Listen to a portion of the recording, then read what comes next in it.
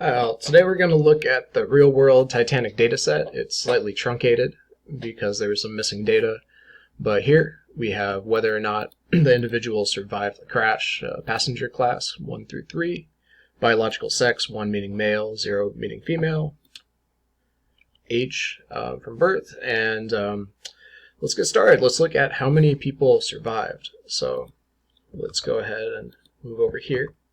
And we'll have a category for yes and a category for no. So if they survived, their number here would equal 1. So what we're going to do is a function equals, and the function is going to be equals count. So count it if, and we next input the range, which are all of these numbers here. And then we're going to count if 1, meaning they survived. So 240, and now we're going to do the same, count if, except for 0, if they did not. We'll use the same range here, and put in 0 there. And here we go. Here's a look at whether or not the individual survived. To put this into a bar graph, it would just look like this. Yes, no, 290, 424, and go to insert, and then bar graph, and you can see how this looks. You can convert it in percentiles too if you want. Okay, so that's surviving. Let's take a look at passenger class. So we'll create another variable, passenger class, and we'll have 1, 2, and 3. So just like in the other example, count if, so equals count if. Now we enter in the data from passenger class, which is over here. You click on it, one shortcut, Control Shift and down will get you all the way down there. And then go ahead and insert a comma or semicolon if you're using Mac, enter the criteria 1, and we have our number here. Now let's do it for 2. Equals count if. Move over, grab this data, then a comma, and then 2, and then same over here.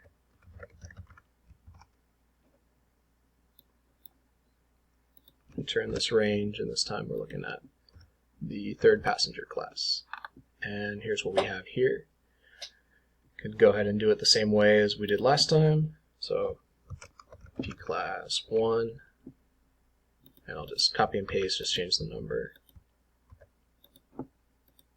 P class 2, P class 3, and then enter these in, so copy, and you can right click to transpose, or they're not referenced, I guess transpose doesn't have that yet, I can just enter these in, so 186, 173, 355, and then go ahead, insert, and we want the bar graph here. And here's a look for passenger class, what that looks like. Okay, great. Now let's take a look at age. You can do this using histogram, so insert, and here we'll choose histogram, and come up with this wonky looking thing here. You can change the bins and the amount of bins by clicking over here, and you can change the width of the bins if you want, or you can change the number of the bins this way. Basically, it's how many people fall in between these ages here. So it looks like most people were in the young adult range. So let's back out a little bit more and see. So yeah, most people were between maybe 16 and 25. So yeah, younger adult crowd here. So next, we can look at biological sex, see men and women, what the differences on that were. So we can just do men here, women here. So again, in this, men, I believe, are listed as 1. So equals count if, then put in the full range, and then a comma, and then 1. So men 453, and then we can do equals count if, and then we'll search for 2 now. So we're looking for, or I guess 0, because we're looking for women here.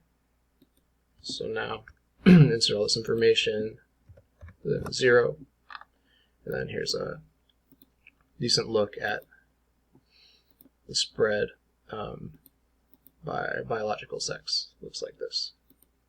Okay, great.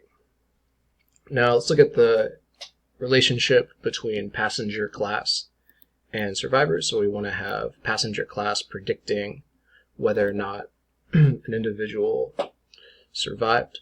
So to do this, several different ways. One is to break down the passenger classes into groups. So we'll go ahead and do that. We'll create a new tab and just say class versus survival. And we can enter in this information here. Next, let's sort it by class. Let's see first class versus second class and third class. To do that, make sure everything's highlighted. Go to data, data sort, and let's sort it by passenger class, smallest to largest. So we have 1, 2, and 3 stacked up on each other.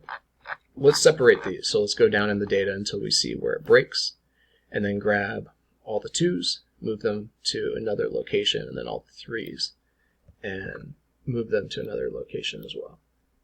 So go ahead and move the 2s over here, and then grab a hold of the 3s. Let's get rid of these 2s. And another step to make it even faster is to do cut and paste, so you don't have to go back and get rid of it. So Control-Shift down, you get all the stuff, and you do Control-X, and it cuts and pastes, so I don't have to go back later and deal with getting rid of them. Okay, great. Survive passenger class. We can move these over, just copy and paste all the way through. So one shortcut when you're working with dichotomous variables where it's 1, 0, and 1, you can just calculate the average. That's a faster way to go about it. Or you can do count and divide by how many there is. Doing the average is the same. So we can go down here, and, or I guess I'll just put it up here. So class 1 average. So equals average, and it'll be survived all of these. Looks like 65% survived. Now let's do class 2 average. Same idea, equals, and then average, and then in parentheses, enter in all the information about how they survived. And then for class 3, same idea. So class 3 average equals average. So you can do this only when it's dichotomous. Otherwise, you would want to do this where you see how many survived versus how many didn't, and then do a ratio there. But because it's 0s and 1s, averages works just fine. So let's see what we got for 3. A little bit lower for that. So let's put this all together.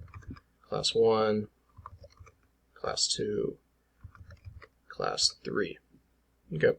So you can copy and paste these. When you paste them, make sure you're doing values, because otherwise it'll enter in the equation and it'll pull that in wrong. So paste as values, you can do that, or you can just type it in. Doesn't matter. They both work. So let's take a look at how this appears in a bar graph. Yeah, it looks like class 1 survived a great bit more than class 2 and 3. So next, let's see how age plays a role in this. Age versus survival.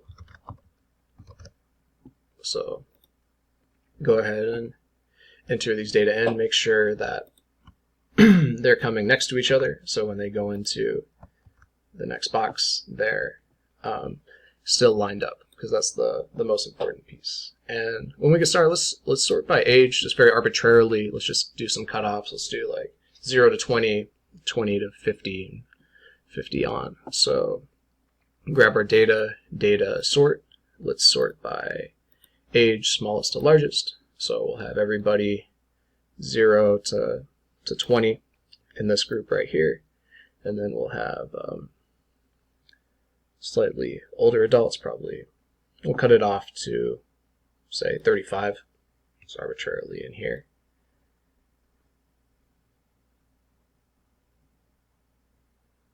Grab that, cut, and then paste. And then let's take a look at older adults. So here, here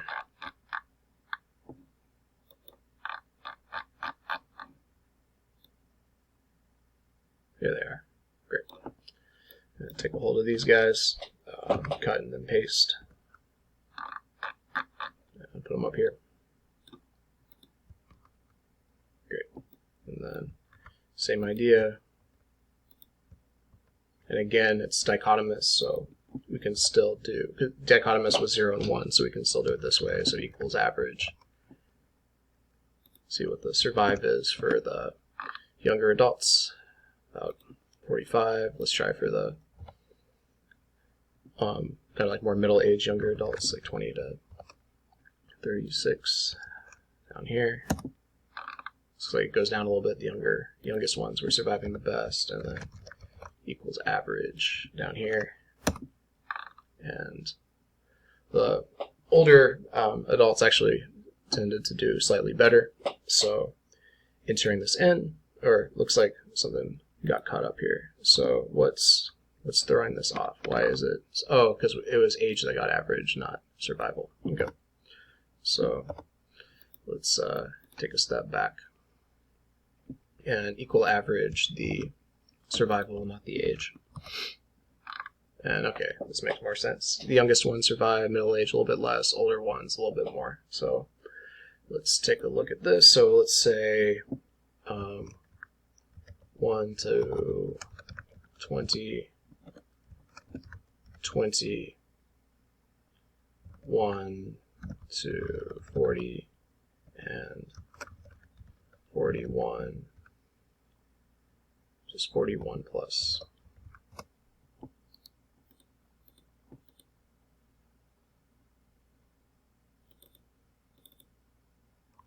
All right. So you can paste these in as values.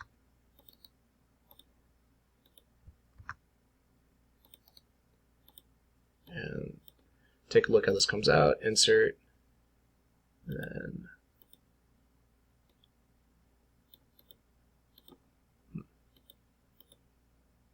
oh, it looks like this was by age 2. Oops. So let's change these to D's, and this will fix it.